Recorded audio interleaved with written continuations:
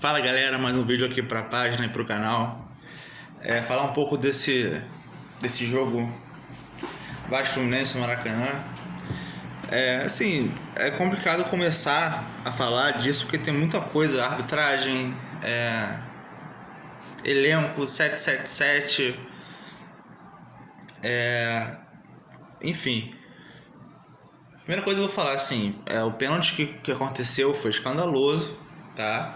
Tava 1 a 0 ainda pro Fluminense. Se não fosse a falha do Maicon no lance, que assim, a gente cobra que o Medel é muito baixo e o Vasco tá tomando gol de bola aérea por conta da estatura dele. O Medel tem 1,90. Sabe quem fez o gol de cabeça? Pelo mau posicionamento dele? O Ganso. Eu estava no jogo, eu fui ao jogo.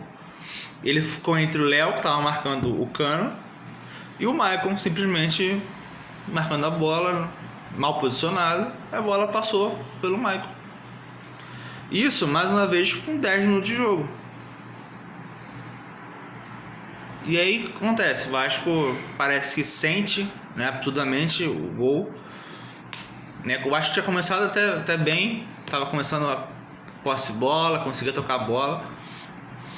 Mas quando você tem uns jogadores limitados no meio campo, como o Galdames, que sei lá qual é a função dele, ele não marca, ele não apoia, ele não dá assistência, ele não desarma, sabe? É bem difícil. E aí, se não fosse a falha do Maicon, era pra estar tipo 0 a 0 ou 1 a 0 caso o pênalti fosse dado. Foi aquilo. E não precisa fazer muito para fazer gol no Vasco, é o que eu falo. Foi uma bola cruzada assim, da linha lateral atrás do bico da grande área, por essa volta, e saiu o gol. É uma coisa tipo, parece que você tá treinando finalização, sabe? Quando o cara cruza e ficam 2 na área para finalizar, treinamento. É isso, foi o gol, foi isso. O Vasco toma gol com muita facilidade. Muita facilidade. Não sei qual o último jogo que o Vasco ganhou sem tomar gol.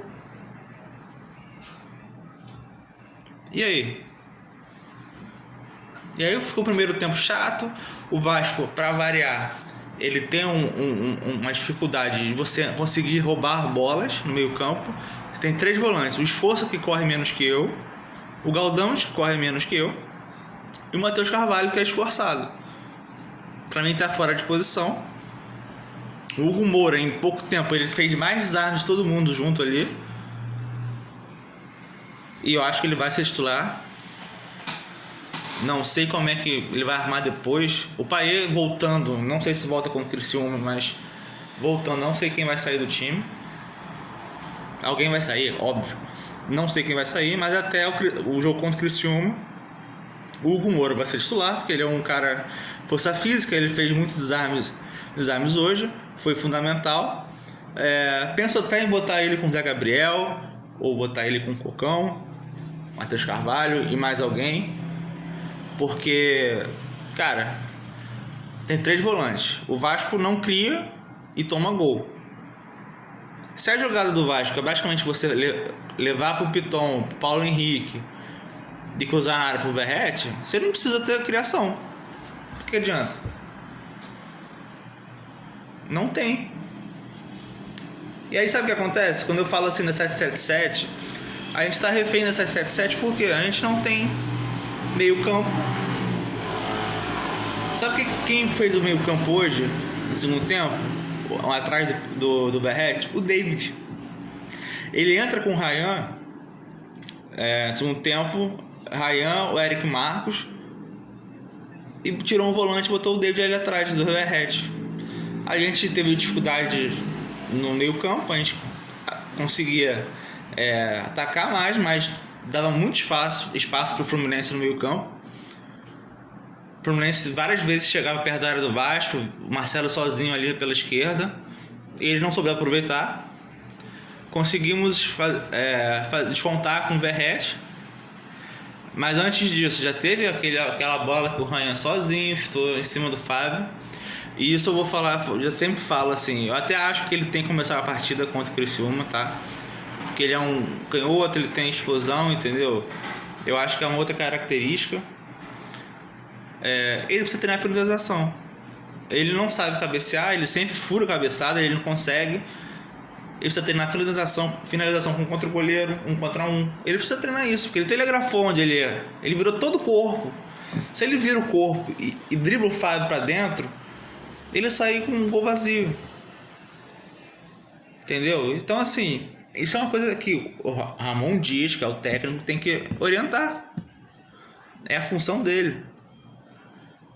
E aí, beleza, o Vasco desconta depois do segundo gol, no contra-ataque novamente. E aí, 2-1, beleza. E aí você tem aquele gol impedido, complicado, milimétrico.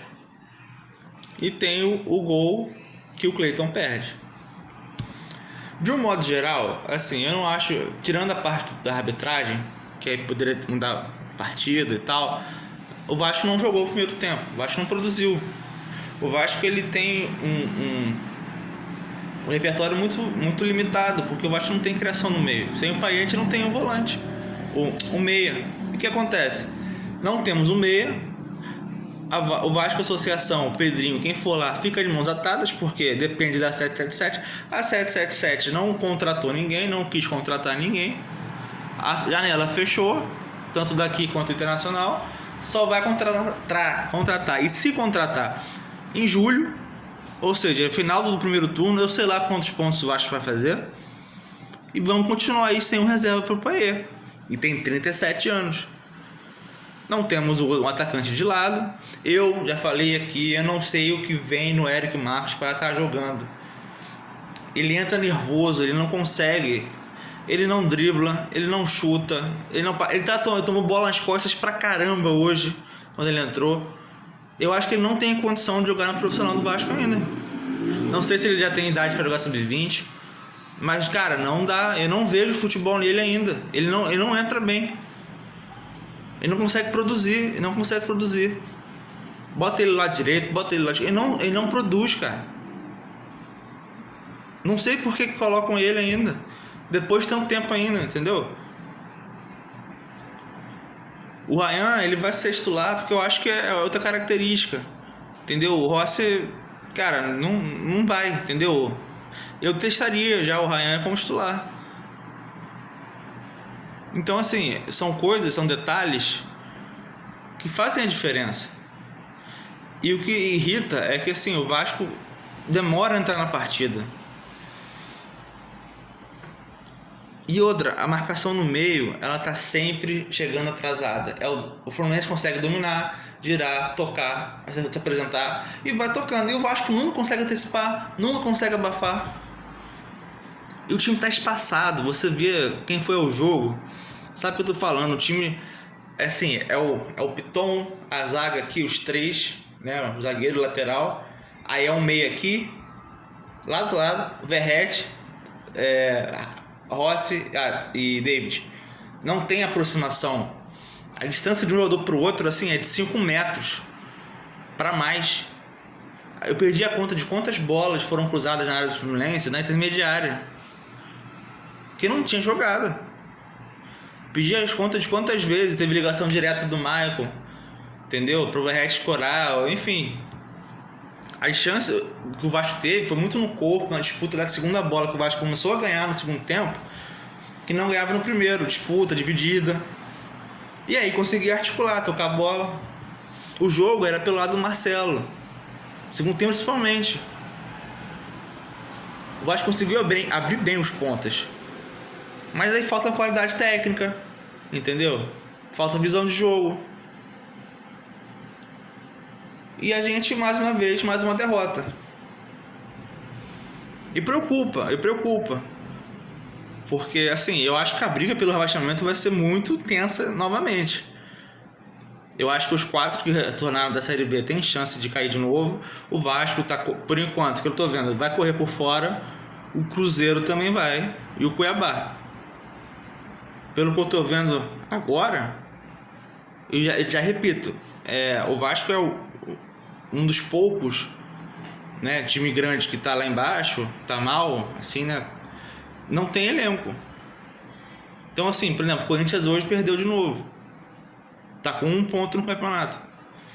Mas o Corinthians, independente de estar devendo, o Corinthians tem mais peça de reposição que o Vasco.